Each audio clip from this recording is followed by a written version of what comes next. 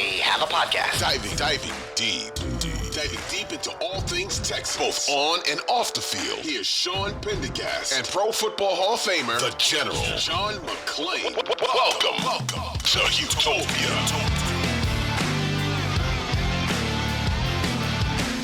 Hey everybody, welcome in. It is the Houtopia Football Podcast. It's a Tuesday edition. That means it's a mailbag edition of the podcast, and we are still buzzing in Houston after the scintillating performance from CJ Stroud on Sunday against the Tampa Bay Buccaneers, a 39-37 win that has really, I don't say changed the trajectory of anything with this team, but it certainly has put them in some much more interesting conversations the last few days than they've been in quite some time.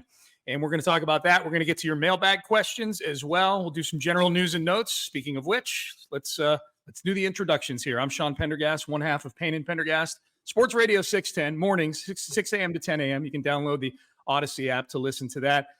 Joined, as always, by my good friend, the Hall of Famer, and our senior columnist at sportsradio610.com, John McClain. John, how are you? I'm doing great, John. I can't wait till Thursday when we get to interview the coordinators. And I want to ask Bobby Slowick a couple of questions because he had a great game. How do they go from the worst game against the Panthers to their best game against the Buccaneers? And I want to ask him if that play in which Singletary pitched the ball to Stroud, who ran for 10 yards, when did he draw that up? Because they can't run the ball and they got to do things like that and give it to Xavier Hutchinson to muster anything. And see, the other thing is when Stroud sat on the touchdown pass to Tank Dell and won the game, say he drew it up on the sideline. Well, I don't think they do that anymore. I think he said they hadn't used it since training camp. But why at that time did he decide to do that? So a lot of interesting questions to ask Bobby Slowick. Yeah, no doubt. John, what do you think? Let's play the prediction game here. Do you think that was a designed option play that CJ ended up carrying the ball for 10 yards, or do you think that was an improv? Well, I think it was designed because why would Stroud have given it to him and then trailed him like that? Usually he gives the ball off. He's back there getting ready in the huddle for the next huddle, and he trailed him like he was waiting for the pitch. Now, if we forgot to ask Stroud about it after the game. No, he talked about it after the game, but he didn't say whether it was called or not. Okay. And we'll have him Wednesday, Slowick Thursday. So we'll find out more about it, whether it was designed or not. But it worked for 10 yards. I've been wanting him to run more. That's not exactly what I had in mind. No, it certainly worked. Yeah, I don't know how I feel. If it's designed, John, I don't know what I want the answer to be. Because if Bobby Slowick is designing plays where CJ Stroud is a pitch man on an option, I ain't liking that. I want CJ Stroud to be exposed to fewer hits, not more hits. You know what I mean? Exactly. Unless the whole play was designed for him to run out of bounds. Maybe, yeah. And so we'll find out. Well, actually, we may not find out if it's a design play. They may not want to tell us if it was designed or not. Why give the answer when there's probably a Cincinnati room full of defensive guys that wondering the same thing? Why give up that answer? I bet you before the season's over, they'll run it again, but Singletary will fake the pitch and cut up, or Pierce, whoever's going to do it, and cut up and see if they can get yards that way. That's reaching deep into a bag of tricks because you're so pathetic running the ball. Yeah. So, John, I guess the big story now that the smoke is off of the win from Sunday against the Bucs and we're on to Cincinnati, I guess the big story now is just how banged up this team is. Jimmy Ward left the game with a hamstring injury. MJ Stewart left the very next play, safety with a shoulder injury. Hassan Ridgeway's out for the season with an Achilles injury. It was deemed an ankle injury during the game. It's an Achilles injury. He's done for the season. John Mechie left the game. Jake Hansen left the game. Will Anderson, actually late in the game. He probably left the game too late in the game for us to get an update on it up in the press box, but he didn't play for the last couple minutes of that game. Andrew Beck went out in that game. Kaimi Fairbairn was replaced by Dario Gumbawale. I mean, we're talking about 7 or 8 guys that ended up leaving that game and not coming back. I guess that we should mention they signed Matt Amendola, place kicker, today. Kaimi's going to be out for a few weeks. It doesn't seem like it's an injured reserve situation. They're signing Amendola to the practice squad, and they can elevate him a handful of times over these next few weeks. But that quad injury is expected to keep Kaimi out for a spell here. Of all these injuries, John, which one is the most concerning to you? Fairbairn. kickers win games. Other position players can be replaced as they've done all season, but your kicker, when you rely on him to kick a 50-yarder, I've watched it over and over and can't exactly see when it happened, because after the field goal, he's patting guys on the shoulder pads. They're patting him. He walks off normally. Next thing you know, he's headed to the locker room, and he's kicked very well. And what Dari Gumbawali did was extraordinary. But Jimmy Ward's not going to be back for a while. You don't leave when the hamstring come back the next game. Yeah. MJ Stewart's shoulder's dangling beside him. He may not be back for the rest of the season. So I'm not sure about John Mechie. Truthfully, the wide receivers have been so good. They can afford guys like Mechie and Robert Woods. They lose them, and they keep playing great. But Fairbairn number one, Jimmy Ward number two with me, because Ward sets the tone physically, and he's also a great leader during games and in practice and in the locker room. If this were I get everything you're saying. If this were a team that was wired or designed to win games like 17-14, 19-16, things like that, I would be more concerned about Kaimi's injury. I mean, look, they're going to have a real kicker kicking, so it won't be Dario Gumbawali like it was in the second half of the Bucs game. Whoever it is not going to be as good as Kaimi Fairbairn, but I think it's going to be somebody capable of kicking, normal average NFL field goals. I actually kind of like the fact that if you're working with a backup kicker, that there's a more likely chance that the Texans will be a little more aggressive offensively on things like fourth down, maybe aggressive down in the red zone, things the way not to the extent that they were going forward on 4th and goal at the 9 against, which by the way, they scored a touchdown against the Bucs. But I just think stylistically, this team is not one that I think I'm concerned about losing Kaimi Fairbairn, but I'm just doing the comparison with Ward. You and I have the same top two. It's Ward and Fairbairn, but Ward is the number one one for me, because I think the drop off from Jimmy Ward, especially now that MJ Stewart is out as well, to whoever they have, I guess it'll be this DeAndre Houston Carson, who actually played okay on Sunday. I think the drop-off is bigger there, John, and you look at the opponents they have coming up with Joe Burrow and that receiving core this week in Cincinnati. Kyler Murray, it looks like he's going to be back for that game against Arizona here. Trevor Lawrence and the Jags coming up. I mean, granted, these games that I'm saying are in NRG, but still, those are good quarterbacks. And even Russell Wilson has played pretty well this year. It's gone unnoticed because the Denver Broncos have still been a bad football team, but he's been okay this year. Those are their next 4 games. So I'm losing Jimmy Ward and his leadership at safety, and just losing bodies at safety at this point. They're without Eric Murray, too. He went on injured reserve weeks ago. So they're down to guys that they pulled off the street playing safety. So for me, it's Jimmy Ward 1, Kaimi 2. So we got the same thing. We exact a box them, John. You and I have the same 2, but we have to have them in multiple orders there. And they cut Graylin Arnold last week, and Graylin Arnold had been playing a lot when MJ Stewart and Jimmy Ward. Who else was out? Oh, Jalen Petrie was out. They were missing both of them at one point. Early in the season. And Graylin Arnold got to play a lot. He even played some slot corner with the corners out. I wonder if Derek Stingley Jr., we don't ever talk about the guy. It's starting to get, I don't know, anger, disappointment, or what, that the guy is still out. Yeah. And he was missed all those games last year. That could go down to be one of the worst picks in the history of the draft, to use that pick on Derek Stingley Jr., even though he hadn't been healthy since his freshman year, and right now he's contributing jack. Wow, John, that's a strong opinion. One of the worst picks in the history of the draft. Is part of you saying that the fact that Sauce Gardner went right after him? Does that could have had Sauce Gardner, but also the fact that he took him when he'd been hurt his whole career after his freshman year. Now he's been hurt for 2 seasons and contributes nothing. Yeah, no doubt. All right, so now hopefully he'll come back, get in the lineup, stay in the lineup, and help this team keep winning. Absolutely. All right, so the injuries are the story here. That'll be Wednesday's D'Amico Ryan's press conference. I think is going to be highly anticipated. And the injury report itself coming out as to where these guys are at.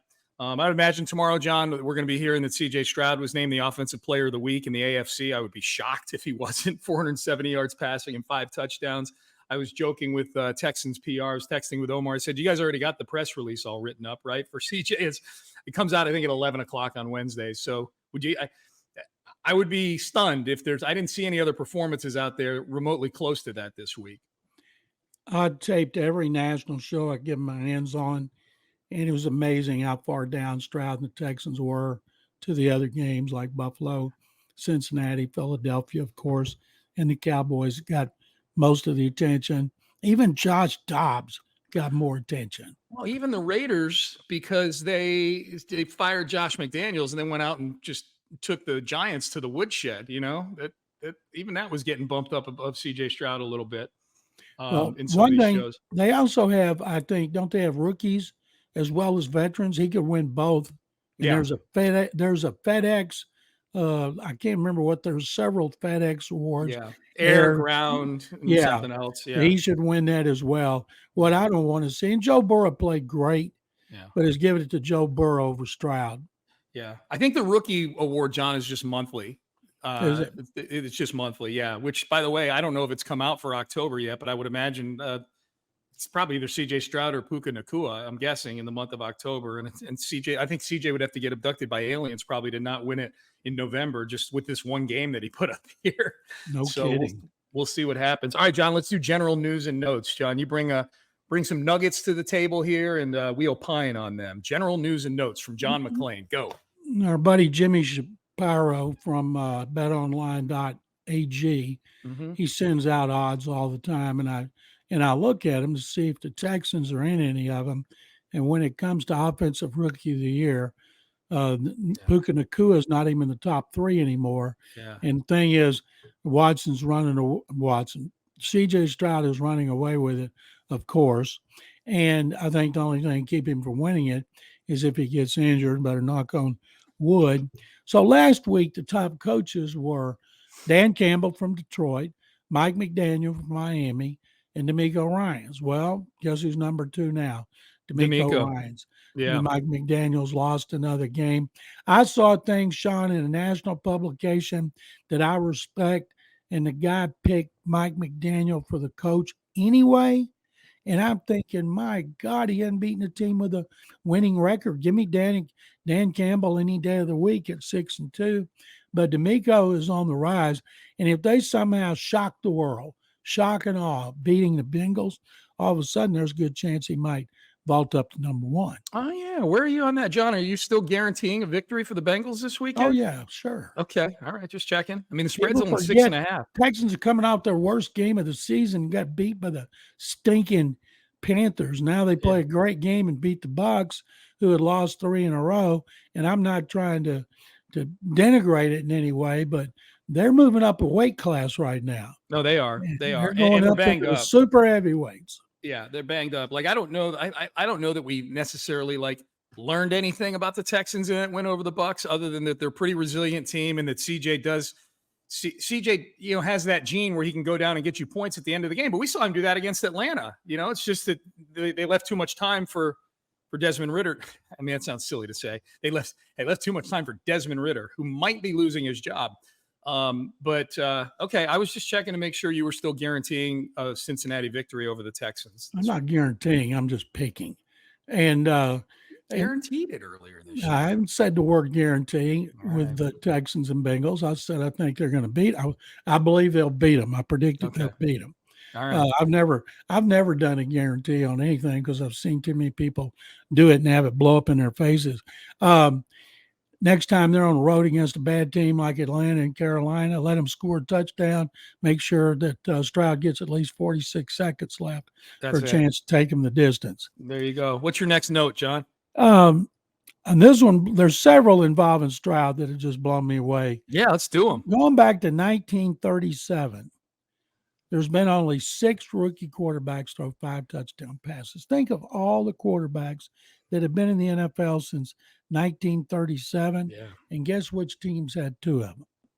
Yeah, the Texans, Deshaun Watson and CJ Stroud. Yep. Did Watson in 17, and then, of course, Stroud on Sunday. But when I see these things go way back, it just blows me away. How many? How many did you say? 6 rookie quarterbacks since 1937 have thrown for 5. Since 1937. Who's the who? Okay, do you have all the names in front of you? No, I don't have the others. Oh, okay. I was going to try to guess the other. I was going to see if I could guess any of the other 4. Well, I'll let you guess this one. Okay. Stroud threw for 470 yards and 5 touchdowns, and without an interception. Only 2 other quarterbacks have done that. And I'll tell you the years. First one was 1962. The next one was 2014. One is in the Hall of Fame, and the other one will be in the Hall of Fame. 470 yards, 5 touchdowns without an interception. 1962, I'm going to say Y.A. Tittle. You already saw it. No, I remember seeing highlights of that game on YouTube. You're right on that 7 one. years ago. Second one ought to be easier, 2014. Yeah, that would be Ben Roethlisberger. You got it. Yeah. Boy, I wish I had a prize for you. Well, John, I've consumed so much CJ Stroud content in the last 48 hours. My head is spinning. I've watched the game-winning touchdown to Tank Dell no fewer than about 500 times in the last 2 days, just because it was so exciting. To me, the better pass was the sideline route. Yeah. In which he threw it perfectly, even more perfectly than he did the first touchdown pass to Dell. It was just amazing. His accuracy. I asked D'Amico on Monday, what is the one thing that stood out after watching the tape more than anything else? He goes, the accuracy. Yeah. He said stopping it, freeze framing it, and watching it all over again, he said, just shows you it's even more special. And he had a bad first quarter. And he missed Tank a few times early in that game. And he still came back and put up almost 500 yards. He's ridiculous. All right, give me more. John, last week that he had been off target on his incompletion, second most in the league, however they measure that. Okay. Which doesn't sound right. Okay, we know that Dare Ogunbowale, who kicked a 29-yard field goal, I already know you'll know this one. The last person to do that for a non-kicker was a former Texans assistant coach in 2004, 20 years ago. Yep. Wes Welker. You got it. His rookie year in Miami. And John, I believe I'm not mistaken. And if I'm stealing your thunder, I'm sorry. I believe he became the first player in forever to return a kick, return a punt, kick an extra point, and do like 2 other things in that game, like make a tackle or so. Like this is Rex. I forgot about that. And he did it at New England. Yeah. Well, he was with Miami. That was his rookie year. He was with Miami, and he did it in New England. He did. Yeah. Okay. So the game was in New England. Yeah. Okay. So but it was Wes Welker is the answer to that one. Right. Yep. Yeah. Ironic that it was going to be with his next team that gave up a 2nd-round pick for him after he was undrafted coming out of Texas Tech. Yep. Absolutely. I like this, John. General news and notes where you quiz me and I see if I've been paying attention the last 2 All right. I got one more for you. Okay. Let's go. CJ Stroud is on a pace for 30 touchdown passes, 2.1 interceptions, and 4,824 yards. Yeah. He could set the team's all-time record, breaking the record of. You're talking about total yardage? Yeah, the Texans' total yardage record. I think it's Deshaun, right? Yeah, of course. Yeah. Well, I mean, but Schaub had a couple years that were. I mean, Matt Schaub 4,000 yards, but he wasn't pushing 5 like Watson was. I think Schaub's best year was like 4,700 in 2009. I want to say he might have been. Yeah, I mean, he's on a pace to come really close to challenging Watson for that. Yeah. Okay. Well, you think he gets there, John? No, I think we'll see more. Even though they don't play a lot of great teams, they do play some good defenses. And I think that they will do everything they can to keep him from making explosive plays. He had 8 of those. After complaining that he wanted more explosive plays, yeah. Wonder what happened if he asked for like a new Ferrari this week. They're going to give it to him. They probably should. He earned it. John, Matt Schaub, 2009, led the NFL in passing yards with 4,770. He was close. He was close, but you know what the thing was, John? That was on the Texans team in 2009 that went 9-7 but didn't make the playoffs. So it's not one of the more memorable Texans teams. But he was great that year. He and Andre Johnson were right up there with Peyton Manning and Reggie Wayne. Absolutely. So you got anything else, John? Oh, I got a million of them if you want this to keep going on. Okay, do one more. Then we'll do the mailbag. The Texans had 496 yards in this game. Those are most since 2019 when they made the playoffs for the last time. And what makes it interesting is that, the running Is game's what? awful. They had no running game. So Yeah. you can't win consistently and run the ball as bad as the Texans do. But still, I think that was pretty impressive. They were able to pull that off. And here's two other stats. One stat that blew me away. In the second half, we're talking about him not being that good in first, and he wasn't. Starting with that 75-yard touchdown pass to Noah Brown. In the second half, he was 15 of 19 for 313 yards, 4 touchdowns, and perfect 158.3 rating. And according John, to Next Gen Stats, hang on, air yards, where he threw the ball at least 20 yards in the air, no dumping it off to a back or a quick screen. He was 6 of 8 for 199 yards and 3 touchdowns. Yeah. I mean, John, that 158.3 passer rating, the perfect passer rating, the highest passer rating you can have by the NFL formula. He was perfect on first down in this game. He was perfect in the second half of this game, and he was perfect on the final drive of this game to get the game-winning touchdown. I mean, that's... I like first down. Throw the ball on first down more. 16 and 19 for, I don't know, like 200 yards, some ridiculous number. So, well, good. General news and notes, John. Great job. You ready to answer some mailbag questions? Let's do it. All right, let's do it. HOUmailbag@gmail.com. HOUmailbag@gmail.com. Let's start with our guy, Dave Howard, up in Round Rock there.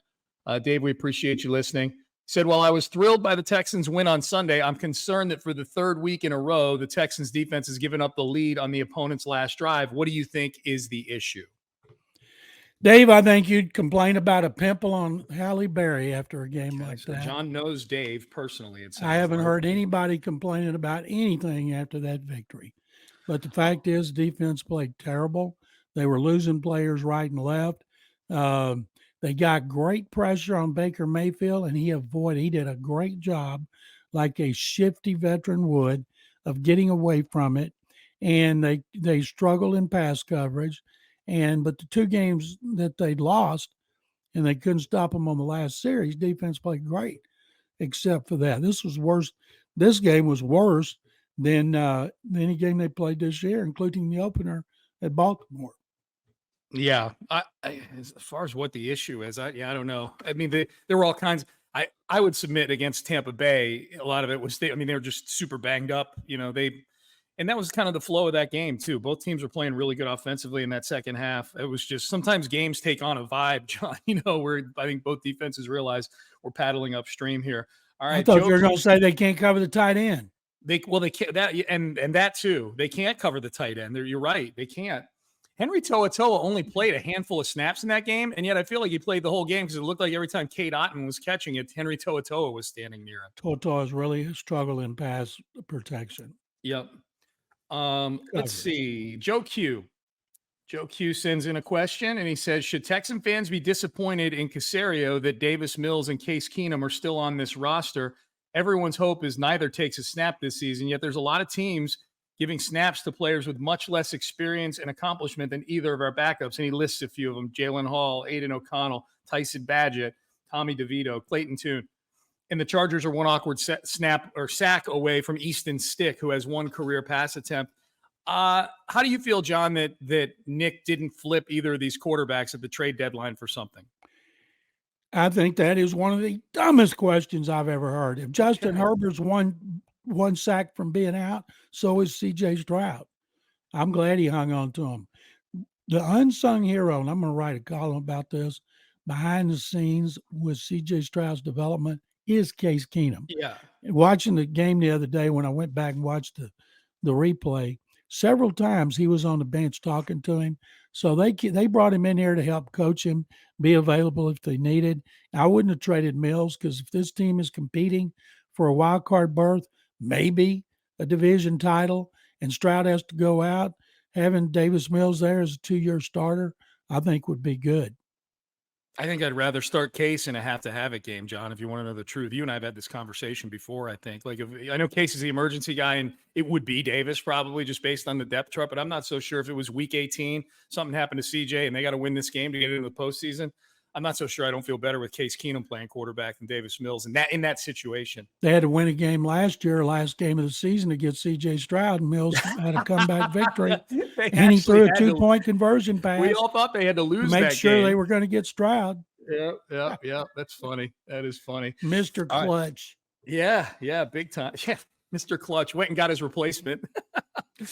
All right, let's keep it moving. Ryan Fish sends this in. Given it's the midpoint of the season and all CJ has accomplished so far, I'd like you to revisit a question. See the email chain below, and I'll lay out what he emailed to us earlier in the season. He said, I sent this to you earlier in the season and see if your perspectives have changed. I was a little audacious to compare CJ Stroud to Aaron Rodgers of the past at that point in time. How do you feel now? He's got a follow-up question to that, John, but I guess he was comparing CJ to Aaron Rodgers earlier in the year, Ryan was, and we were probably understandably going, hey, you may want to slow down on that a little bit.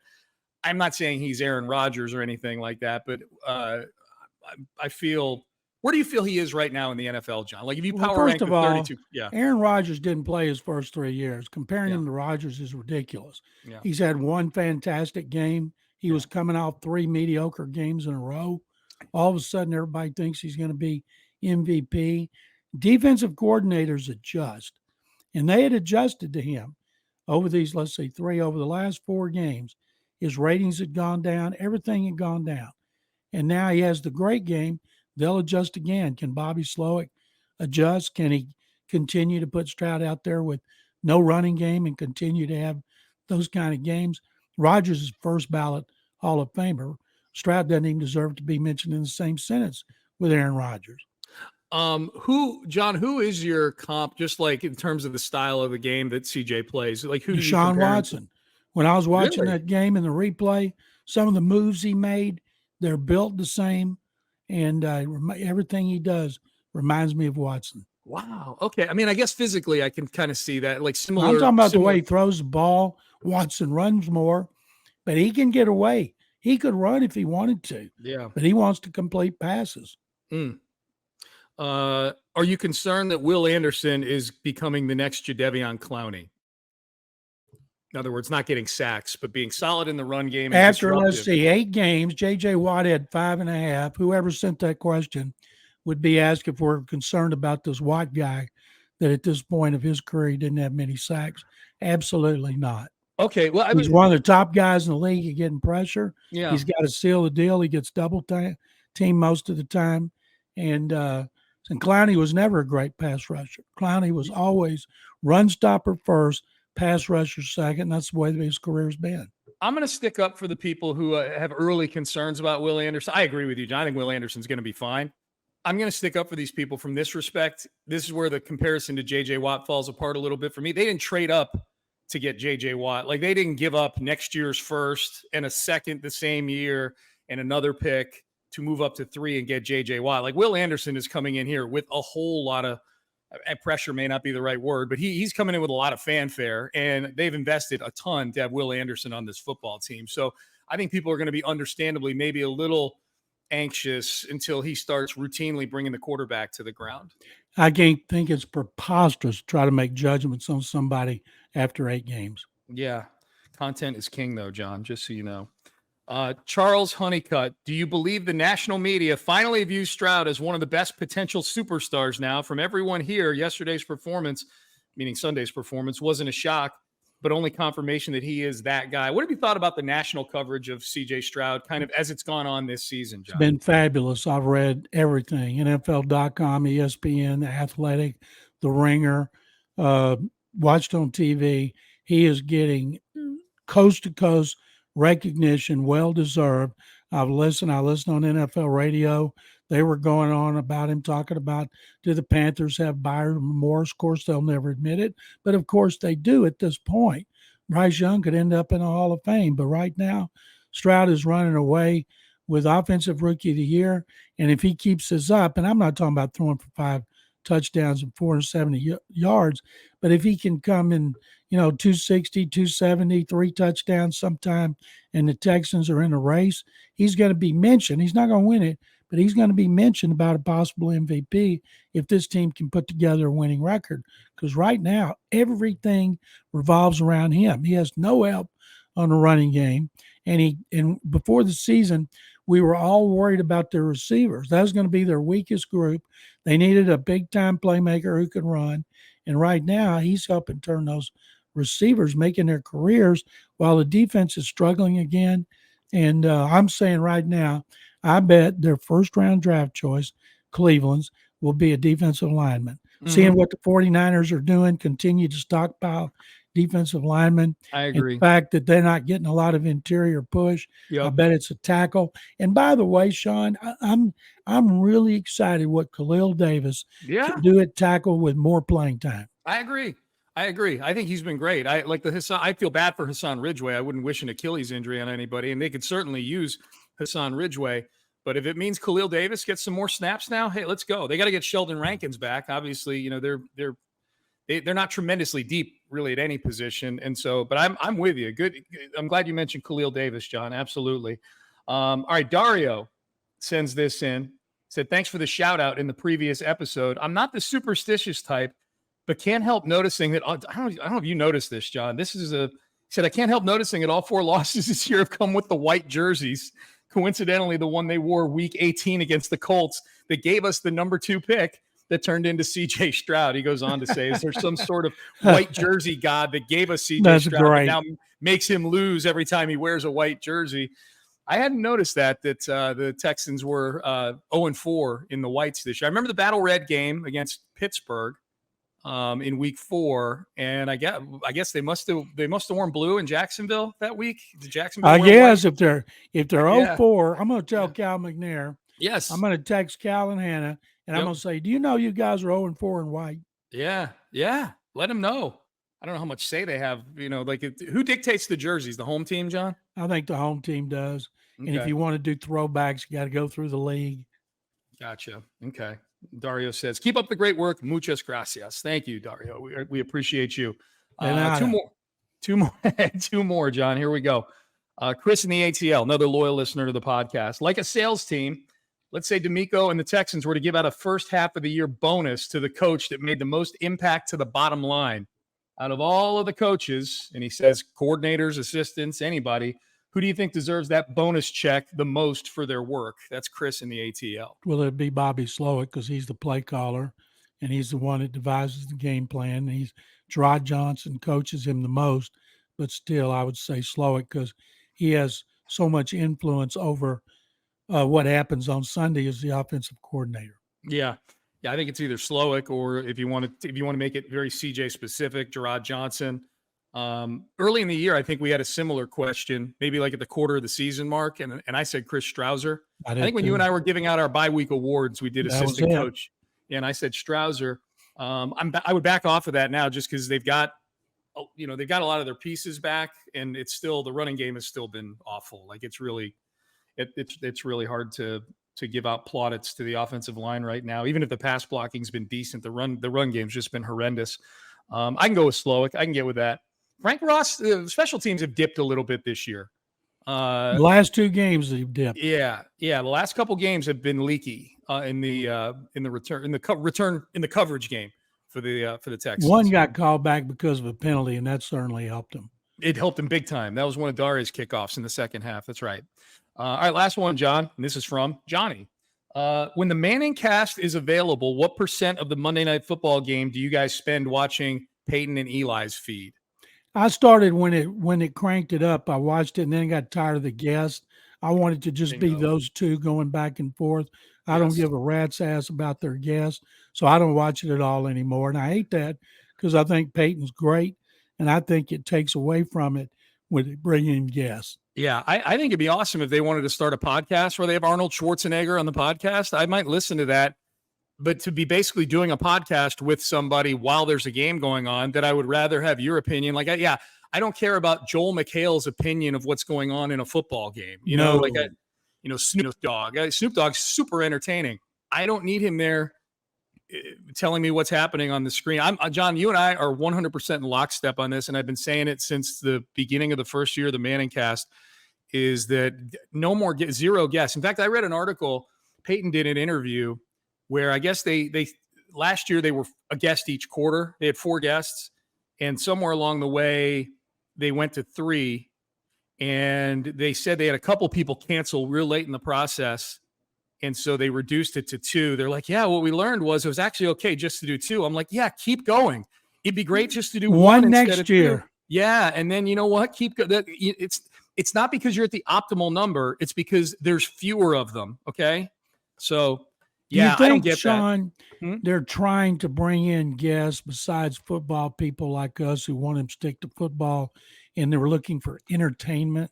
Yes. I think they're trying to broaden the audience. I think they're looking for viral clips to go out there, which is how I consume the Manning cast now. When an entertaining 45 seconds of it will show up on my Twitter feed. I think the other thing too, John, that the Manning cast that's made the Manning cast a little stale, or more, maybe not stale, but more of an afterthought for me, is that the first year the Manning cast, because I think this is year 3 of the Manning cast.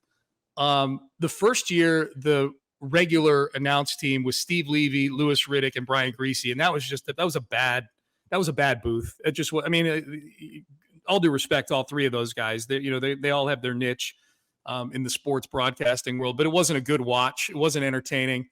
It wasn't informative. And you didn't feel like you were watching a big game. That's probably the biggest thing for me. Like Joe Buck and Troy Aikman, I feel like I feel like this game matters because these 2 guys are on it. So I don't feel compelled to go watch the Manning cast. I feel like I don't need an alternative anymore. Back then, I feel like, all right, I just don't like this announced team. I'll watch Peyton and Eli. They might entertain me for a few minutes. If it was just them going back and forth, giving their opinion, needling each other, which they're so good at, I would spend most of my time watching that. But you're right. And I want to see now, we had a dog Monday night game. We got another dog Monday night game. I think the best thing that Aikman and Buck can do is just tell the truth, like Aikman does. If a guy like Zach Wilson deserves to be hammered, hammer him. Yep. Tell the truth, because that's the only thing that's going to make those games watchable. Yeah. And tell the truth, but you don't have to do it like Rodney Harrison, where he's trying to goad Chris Jones into calling Zach Wilson trash. Yeah. Like, he's trash though, right? Oh no, yeah, I'm just trying to be respectful. Like, oh no, yeah, I know, but he's trash, right? Like that's embarrassing. Yeah, I don't know what that was. Unprofessional. All right, HOU Mailbag @gmail.com if you want your question to be read on the next mailbag episode of the Houtopia Football Podcast. So, John, we got a Thursday episode coming up this week to preview the Cincinnati Bengals game. What do you got going on this week on sportsradio610.com? I've got all CJ Stroud all the time. Got a column yesterday, got another one today. And the way I look at it, he's so hot right now, you can't do too much on him. And by the way, congratulations to the Rockets for winning 3 in a row. Absolutely. They're relevant again. Yeah.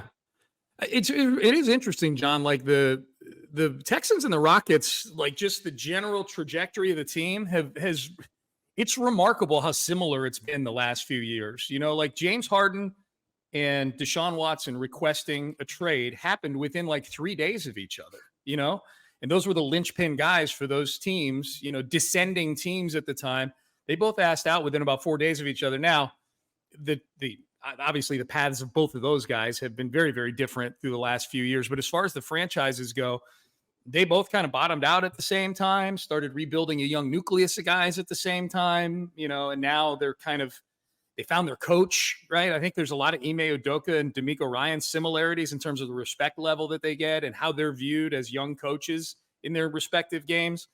And now they seem to be kind of doing this at the same time. I guess that sounds like a good column idea. Thank you. You're welcome. Take it, John. Take it and run with it. The comparison of the Rockets and the Texans. Who's further along in the rebuild? Who gets to the promised land first?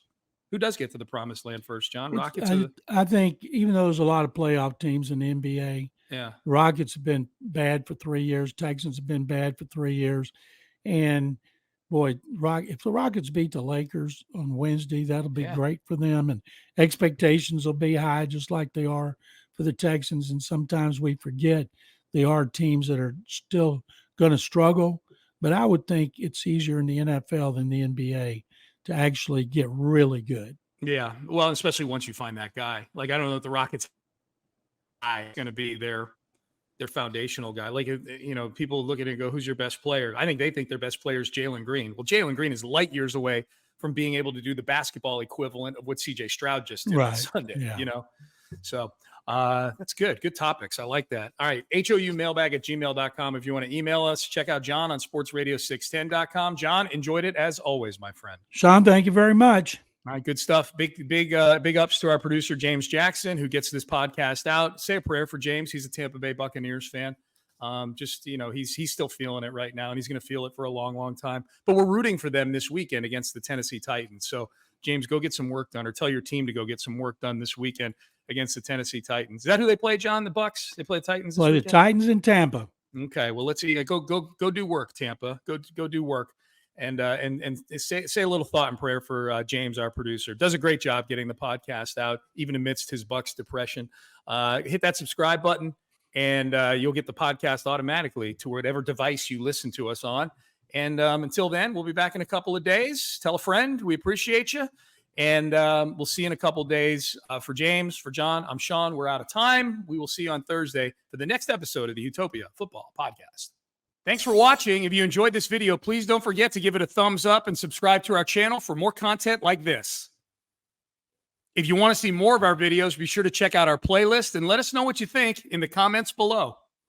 Also, don't forget to follow us on social media to stay up to date on our latest updates. Links are in the description. Thanks again for watching, and we'll see you in the next video.